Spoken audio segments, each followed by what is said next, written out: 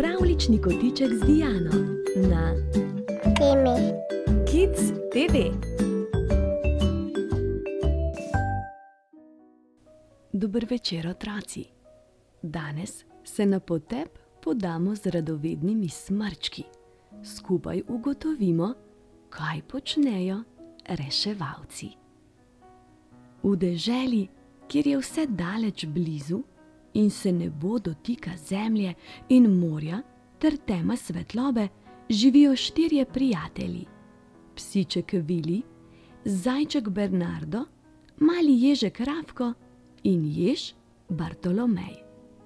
Večkrat nehote ušpičijo kakšno vragolijo, včasih se tudi skregajo, vendar to ne traja dolgo, ker bi jim potem bilo dolgčas. Psiček Vili je radoveden raziskovalec, povsod vtakne svoj nos in voha, kje se kaj dogaja. Opazuje in včasih je prav nadležen, toda dobrosrčen. Zajček Bernardo je strahopeten in plašljiv.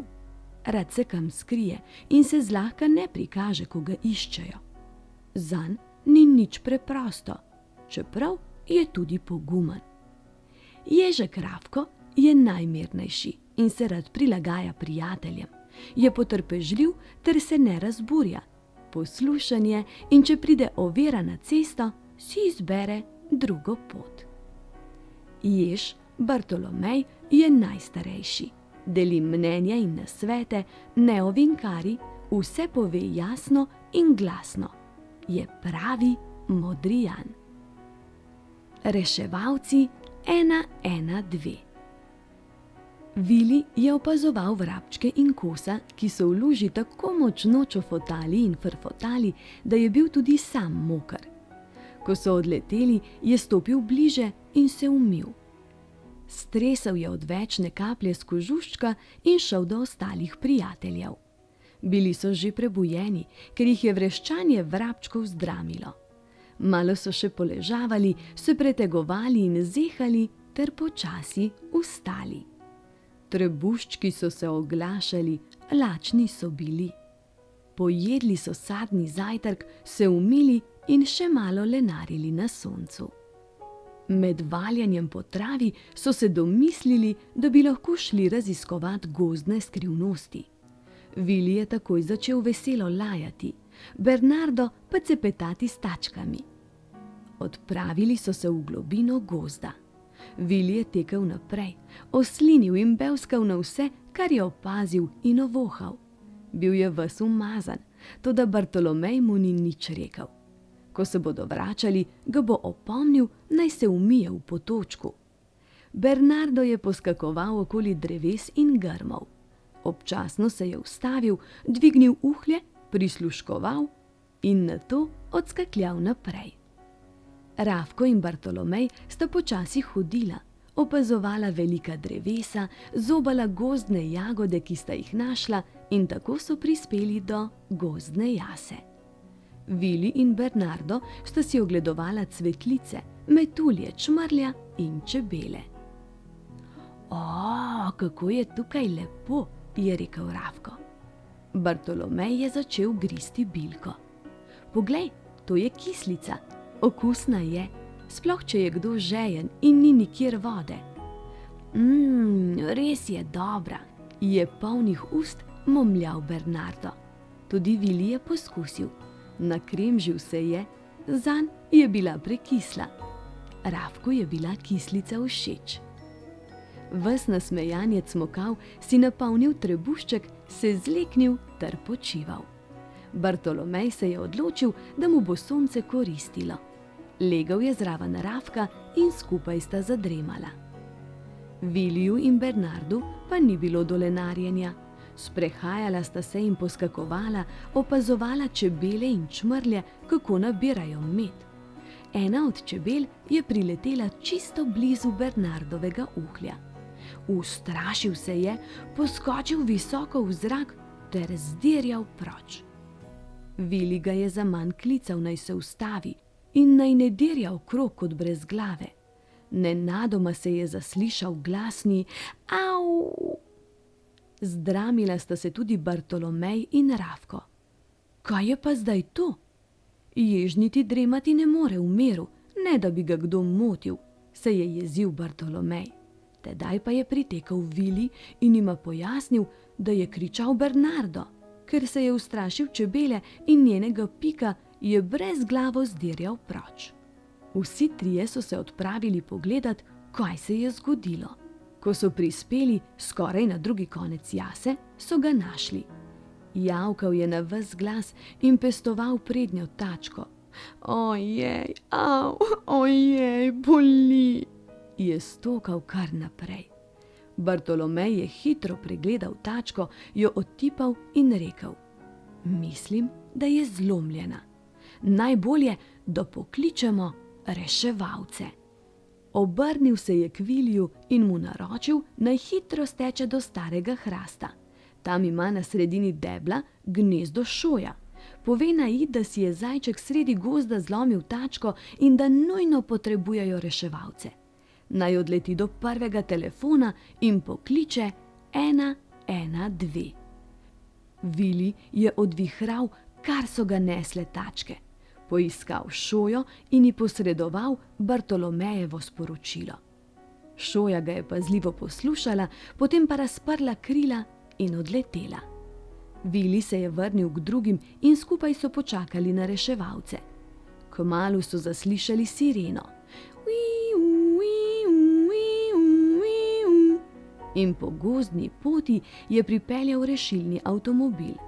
Izstopila sta reševalka in reševalec. Vzela je oranžno torbo, reševalec pa je izza vrat vzel nosila. No, fantje, kdo je poškodovan? Je vprašala reševalka. Jaz sem, je jecljal Bernardo in se začel tresti. No, kar brez skrbi, reševalca ti bosta pomagala in te odpeljala v bolnišnico, ga je miril Bartolomej. Bernardo se je pomiril.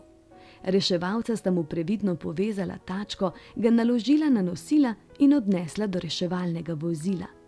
Bartolomej je prosil, če lahko gredo zraven, ker so družinski člani. Poleg tega je Bernardo velik plašljivec in bi bilo dobro, da mu delajo družbo. Reševalca nista imela nič proti in tako so se vsi skupaj odpeljali. Je tulila sirena, ko je reševalni avtomobil peljal po gozdni poti, zavil na cesto in odhitel do bolnišnice.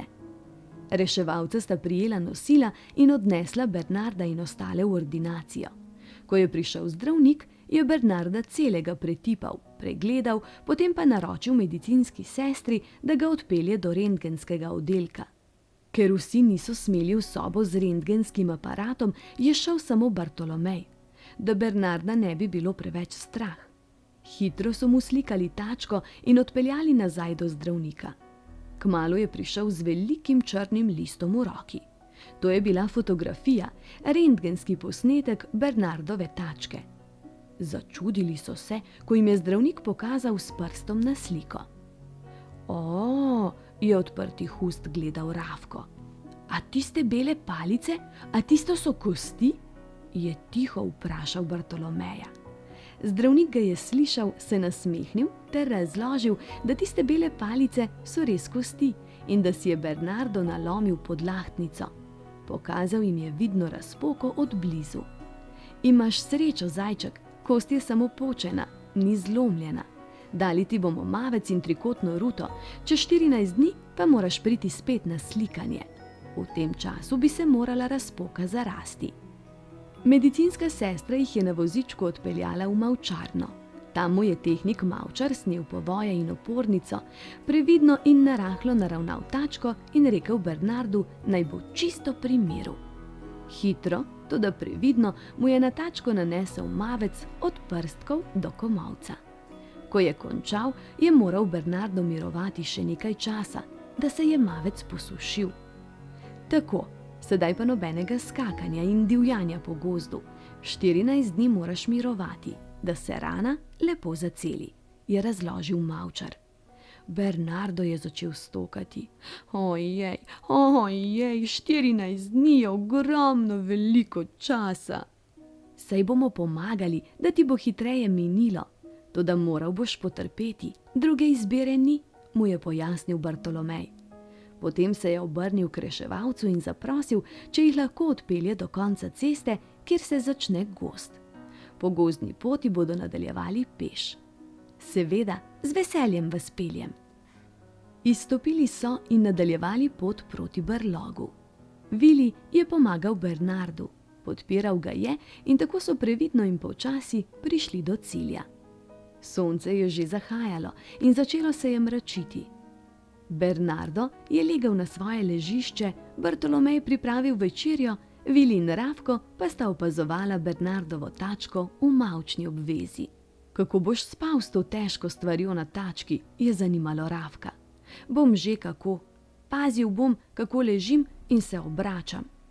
V miru so pojedli zelenjavno sadno večerjo z dodatkom klobase in si umili zobke.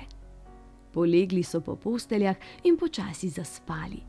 Samo Bernardo je še nekaj časa bedel in razmišljal, kako po neumnem si je zlomil tačko. Sklenil je, da od zdaj naprej ne bo več bezljal okrog kot kura, pa strah gor ali dol, mora ga premagati. S to mislijo je počasi utonil v spanec. Še prej pa jim je Bartolomej položil v uhlje. Previdnost je mati modrosti.